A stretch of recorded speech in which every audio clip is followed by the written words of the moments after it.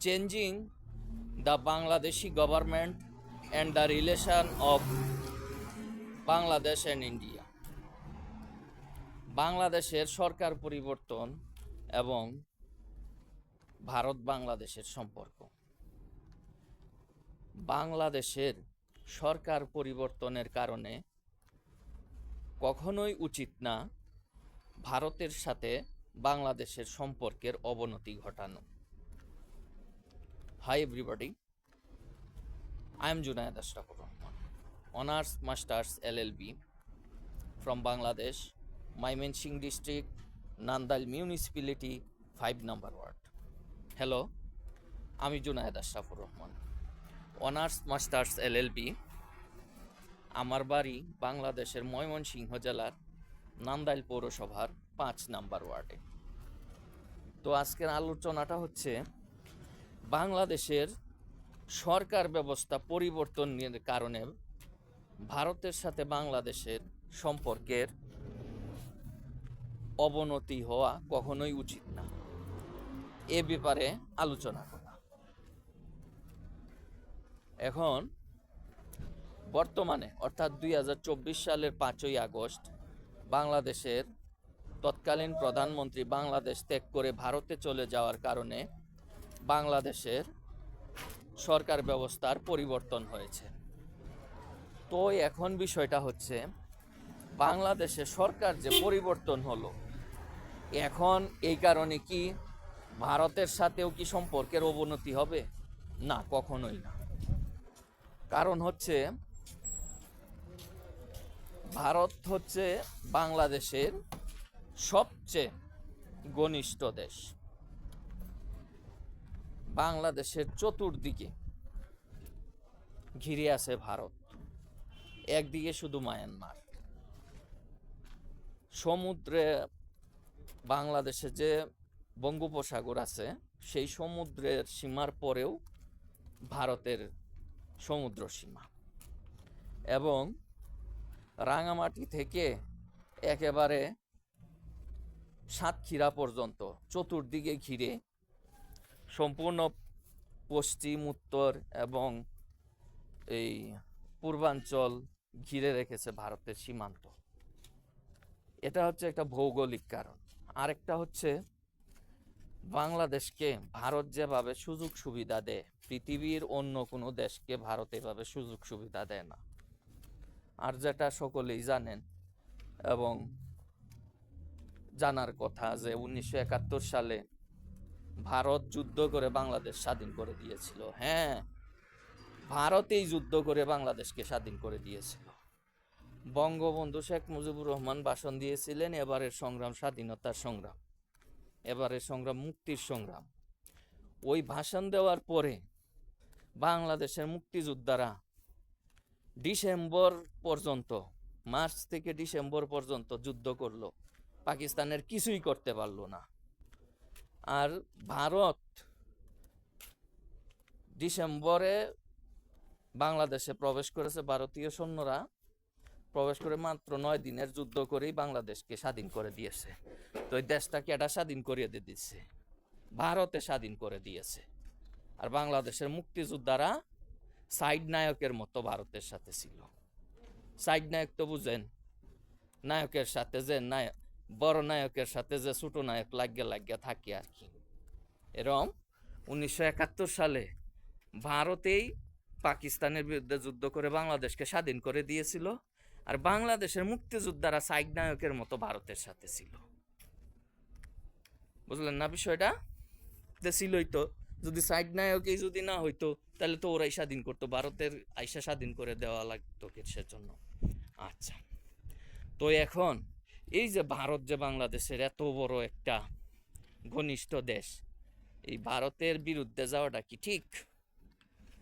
যে সরকারই আসুক বাংলাদেশের, শুধু শেখ হাসিনা বললে কোনো কথা না, যে কেউ হতে পারে, কখনোই সেটা ঠিক হবে না। কারণ এটা তো হচ্ছে ভৌগোলিক ব্যাপার। আর দ্বিতীয় হচ্ছে ভারত বাংলাদেশকে সবচেয়ে সুবিধা দেয়। আরেকটা বিষয় হচ্ছে ভারতের সাথে লাগলে বাংলাদেশ যদি ভারতের বিরুদ্ধে লাগে তাহলে কোনো দেশেই বাংলাদেশকে শেল্টার দেবে না। কেউ যদি মনে করে থাকে যে ভারতের বিরুদ্ধে লাগলে আমেরিকা বাংলাদেশকে সহযোগিতা করবে, চীন বাংলাদেশকে সহযোগিতা করবে, এটা সম্পূর্ণ ভুল। কোনো দেশেই বাংলাদেশের সাথে তখন থাকবে না, কোনোভাবেই সহযোগিতা করবে না। যারা এরকম মনে করতেছে যে বাংলাদেশে অবস্থান করে ভারতের বিরুদ্ধে লড়াই করলে আমেরিকা, রাশিয়া, চীন তাদেরকে একেবারে সহযোগিতার জন্য একেবারে যুদ্ধ বিমান পাঠাবে, তাহলে সেটা ভুল, সম্পূর্ণ ভুল। এই যে রিসেন্ট, অর্থাৎ শেখ হাসিনা বাংলাদেশ ত্যাগ করে ভারতে চলে যাওয়ার পরে ভারতের বিরুদ্ধে ইউটিউব এবং ফেসবুকে, প্রধানত ইউটিউব এবং ফেসবুকে এই যে প্রচারণাটা হচ্ছে, এটা সম্পূর্ণ ভুল। কারণ এইসব প্রচারণার মধ্যেই ভারত থেকে চাল আসছে, বাংলাদেশে আসতেছে, পেঁয়াজ আসতেছে, অনেক কিছু আসতেছে, ভারতের সহযোগিতা অব্যাহত আছে। তাই যারা এই এখন বর্তমানে এই এবং ভবিষ্যতে ভারতের বিরুদ্ধে প্রচারণা করবে, এটা তাদের পণ্ডশ্রম ছাড়া কিছুই না, এটা তাদের ব্যর্থতা, পণ্ডশ্রম, অযথাই। তো আমার মেইন কথাটা হচ্ছে এটাই যে বাংলাদেশের সরকার যেই আসুক, সেই সরকারকে অবশ্যই ভারতের সাথে সুসম্পর্ক বজায় রাখতে হবে, এটাই হচ্ছে মূল বিষয়। এছাড়া যে সরকার এই ভারতের বিরুদ্ধাচরণ করবে, সেই সরকার জাতীয় এবং আন্তর্জাতিক পর্যায়ে বিভিন্ন সমস্যার সম্মুখীন হবে। কিরকম সমস্যার সম্মুখীন, এগুলো তো আগেই বললাম যে চীন, রাশিয়া, ইউএসএ কেউই সেই সরকারকে সমর্থন করবে না, এবং যুদ্ধ লাগলেও বা একটা সম্পর্কের খারাপ হলেও বা একটা বিপর্যয়ের উদ্ভব হলেও কেউ সাহায্য করবে না বাংলাদেশকে। ঠিক আছে, তাই ভুলে ধারণার বশবর্তী হয়ে ভারতের সাথে সম্পর্ক খারাপ করার কোনো প্রশ্নই আসে না। তো বর্তমান সরকার অর্থাৎ অন্তর্বর্তী সরকারের কাছে আমার বিনীত নিবেদন থাকবে এটাই যে আপনারা আপনাদের মতো রাষ্ট্রের সংস্কার করবেন, যেহেতু আপনারা এখন ক্ষমতায় আছেন। আপনাদের যেটা ভালো লাগবে সেটা চালু রাখবেন, অতীতের যেটা ভালো লাগবে না সেটা পরিবর্তন করবেন, এটাই স্বাভাবিক। কিন্তু ভারতের সাথে সম্পর্কের অবনতি ঘটাবেন না। আপনারা অর্থাৎ বর্তমান অন্তর্বর্তীকালীন সরকার ভারতের সাথে আপনারা এখনো সম্পর্কের অবনতি ঘটান নাই, কিন্তু বিভিন্ন ভারত বিরোধী বিভিন্ন প্রচারণার দ্বারা প্রভাবিত হয়ে কখনোই ভারতের বিরুদ্ধে আপনারা অবস্থান নেবেন না, কারণ সেটা আপনাদের অন্তর্বর্তী সরকারের জন্যও ভালো হবে না, বাংলাদেশের জন্যও ভালো হবে না। তো আপনাদের জন্য কিরকম ভালো হবে না, আপনারা যদি এরকম করেন তাহলে দেখবেন যে আপনাদেরই সরকারের থাকাটা আপনাদের জন্য কঠিন হয়ে যাবে। কারণ যখন বহির্বিশ্ব দেখবে যে ভারতের সাথে আপনাদের সম্পর্ক ভালো না, তখন ইউএসএ বলেন, রাশিয়া বলেন আর চীন বলে, ওরা কিন্তু তেমন সহযোগিতা করবে না।